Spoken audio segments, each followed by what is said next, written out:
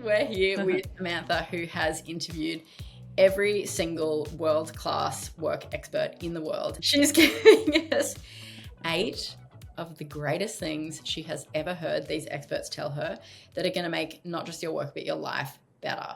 So hit us, Amantha. Let's go with number 1. Okay, my first one comes from Professor Adam Alter, who's a professor over at the Stern School of Business in NYU. And he talks about why goal setting is broken. So many of us set goals, and we're told that setting goals is a really good thing. But goal setting is broken for this reason. Whenever we set a goal, and let's take a very common goal that a lot of people have set in their personal lives at some stage, is to lose weight. Let's just say my goal is I want to lose 5 kilos. Now, until our scale is saying -5 on its little display, we are in a state of failure, which is obviously very demotivating. As humans, we want to succeed. We don't want to fail. And so what Adam shared with me on how I work is he said, sure, I've got an end state that I'm heading to, but instead of having a goal and being in a constant state of failure, I set daily systems that if I can do that system every day, I know that I'm going to reach that end point. So, for example, how I'm applying it right now, I am on deadline for my 5th book, and I could set myself the goal of going, okay, I need to produce a 60,000 word manuscript, which is quite overwhelming. But instead, I've set myself a daily system where every day I write 1,000 words. And I know that at the end of 60 days, I'm going to have a draft that I can then play with. So it's all about sticking to that daily system. And because I can do that, it's very achievable. I can feel successful every day. I love this so much because it's like you're taking the effort out of it in a way. It's like you've already designed the system. And then when you wake up on the day, you're simply executing that system. So if you're like, I've already picked the priority that I'm going to work on, I've saved the block in my calendar, I just execute that priority and do that thing and just follow the steps that I've already just designed. That's all I'm doing versus a goal, which just feels like already too hard. And probably why so many of us fail, like being in that state of failure. Amazing. Thank you. Number 2. Okay, so this is completely different. Something I think about a lot is my energy, because I think that unless we're having a high level of energy, it's really hard to be impactful, like and effective in any area of our life. So I take my energy levels very, very seriously. And one of the best hacks that I've found, and I've heard this from several guests on the show, I also heard it when I was researching my last book, The Health Habit, is to run experiments with what is called a CGM. So CGM stands for continuous glucose monitor.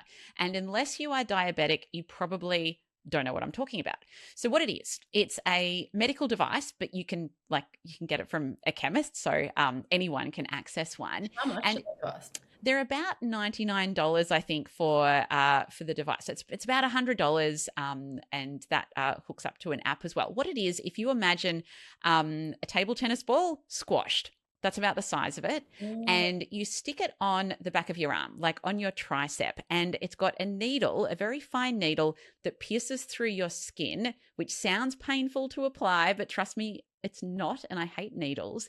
And what it does is while it's on you and you leave it on for about 2 weeks, is it takes continuous measures of your blood glucose or blood sugar levels.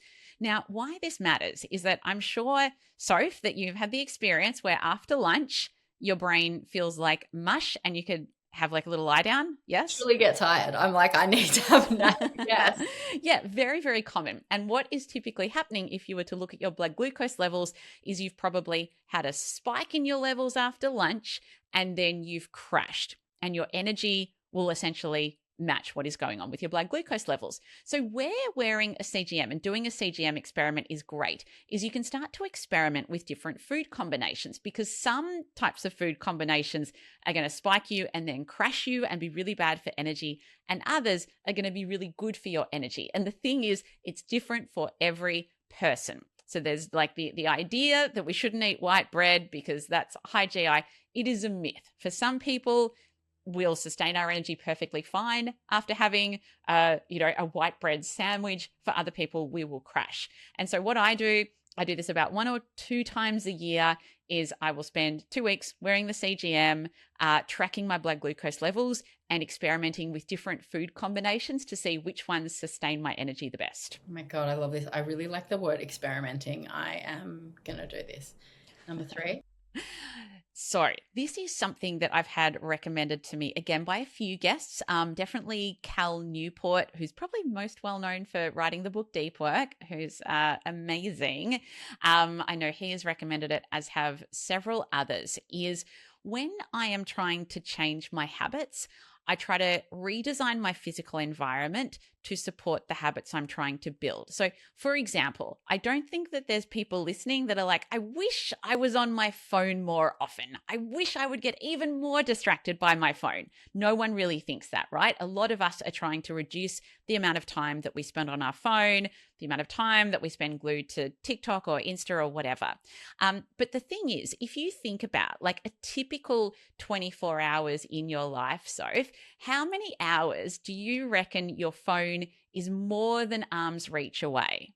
Yeah, like 0. Like, did I lose it? I don't know. Yeah. Yeah. Like you're not alone. I think most of us are like that. And so for me, my phone, it is not helping me do my work. It's certainly not helping me get to sleep or start the morning well. So I try to think about how many hours during that 24-hour period can I make sure that my phone is out of arm's reach away? Because if it is, say, in another room, it puts some friction in the way of me just doing a quick check of my phone, like when I'm looking to procrastinate. Likewise, if I go to sleep and my phone is not charging by my bed, I'm not at all tempted to be checking social media while I try to get to sleep at night. So that's my next one. Design the physical environment in a way that supports the habits you're trying to create. Yeah, so sure. I remember the one around like laying out your gym clothes before, like the night before.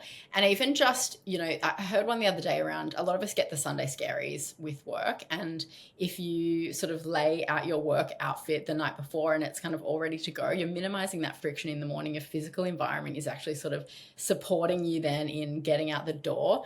Oh, there was one I saw on TikTok that was, maybe this is off topic, but they've got a basically like grab and go drawer that's right near the front door, and it's everything that they need when they walk out of the house. So like keys, lip balm, whatever else they need. And it's just like everything's always kept there. I really like that one. That's very All cool. right. What are you up to? Number 4. Okay, next one. This comes from Rahul Vora, who is the founder of probably my favorite piece of software that I use called Superhuman. So if you hate being in your inbox, if you hate email, I highly recommend checking out Superhuman. I've used it for years. It is the best email software out there, and compatible with Microsoft and Gmail and so forth. Wow. So Rahul gave me this tip. He said, spend time investing on learning the keyboard shortcuts for the software that you use most, which I think is such a surprising tip. Like most of us know how to, do like a Command C for copy, Command V for paste and so forth. But Rahul said, we're so much quicker. He's a computer programmer, by the way. We're so much quicker on our computers if we're sticking with the keyboard rather than going between our mouse and the keyboard. So if you want speed in what you're doing when you're using software online, whether that be word processing documents or browsing the internet or in your inbox, learn the most common keyboard shortcuts and you will work significantly faster. Oh man, for everyone listening, this is our PSA signal to actually do it, because I think like we also all have a hunch and we know how much faster it is for the couple that we know, but it just feels like the idea of spending an hour learning some of these or like committing to 5 minutes a day learning a new shortcut is just like feels too hard, but it's going to save you so much time. I'm also, Amantha, this is probably going to make you cry, but I can't type, right? So I only type with 3 fingers. So I'm painfully slow. Thank God for voice mode now. But I think keyboard shortcuts I can actually do. So this is my sign. I'm committing to learning keyboard shortcuts.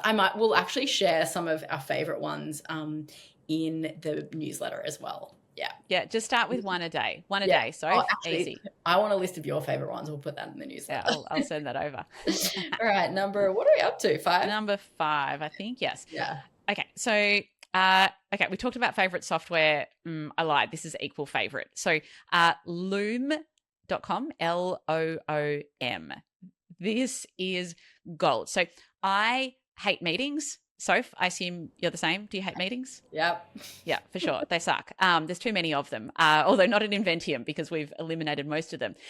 But I love Loom. What Loom is it's software that really effortlessly records your screen and also your camera if you want to be on screen, or it can just record you on screen, or just record what you're doing on your computer. And where it's really good is it's really good for so many meetings are just about information sharing, and that is such a bad use of people's time. So at Inventium, for example, the consultancy that I run, we have a rule where we just don't use meetings to do one-way communication. So instead, if I've got something to share, if I've got like a big update or an announcement, I will create a Loom video, which is kind of like a quick presentation to the team that they can watch on 1.5x speed whenever they want. I also find that Loom is great for delegation or explaining a process to someone. So if I am, trying to, go through a new project management process and I want to get another teammate across it, I will just create a Loom of me working through it live and narrating myself and what I'm doing. And then I can just share that Loom link with my teammate and go, hey, watch this, and you'll be across how we do this process at Inventium. +1 to everything you just said. That is exactly how I use it. The 1.5x speed is so awesome. I also create anything that I think I'll be doing more than once with my design agency or the other people that I work with. I've been creating looms, saving them in a database, and it's just so much faster. I absolutely love it. It's also very simple to use, like user intuitive, and it's such an amazing tool. Number 6. Number 6. Okay. All right. So I hate networking, and I feel like I'm definitely not alone. I don't meet too many people that love going to events where they don't know anyone, but are expected to meet people. And a few years ago, I interviewed Professor Marissa King, and she is a professor over at Yale in organisational behaviour. And she gave me the best tip that I've ever heard to take the pain out of networking. So when you walk into a room at an event, what it often feels like is this big ocean full of people, and an ocean full of strangers quite often. And it feels really overwhelming, particularly if you're a bit more introverted like I am. So she said, firstly, it's not an ocean, it's islands. It's lots of little islands of clusters of people talking. And what Marissa said to me is she said, look for groups that have an odd number in them, and ideally a group of 3. Because in a group of 3 or any odd number, there's always going to be one person that is on the outer. And she said, find that group of 3, find the person that's on the outer, and then connect in with them. And very soon you'll have like a little dyad of a conversation going. Probably the other 2 people will break off separately. And all of a sudden you've made a connection. So whenever I'm in a new group, I'm looking for a group of 3 and I'm identifying who is on the outer that I'm going to target. So I heard this on your podcast, Amantha, and I started using it, and I can confirm it is so good. And then I was like, I have to look into why this actually works. And it's like people naturally end up sort of wanting to talk in like directly with someone else, like in a pair, especially if it's a noisy room. So people will naturally sort of pair off, and if it's an odd number, then you've got someone who's sort of left. Find the people islands. That is absolute gold. Number 7. Okay, so this comes from Nikki Sparshot, who used to head up Unilever in Australia. And I love this because it's about setting boundaries, which is something that I think a lot of people struggle to do, particularly a lot of women. And what she says is Nikki is someone that is asked to do so many things. I think she's now in a global role for Unilever. And she likes saying yes, like she likes being helpful, but she also thinks about her own boundaries. So she taught me a strategy that she calls yes, but.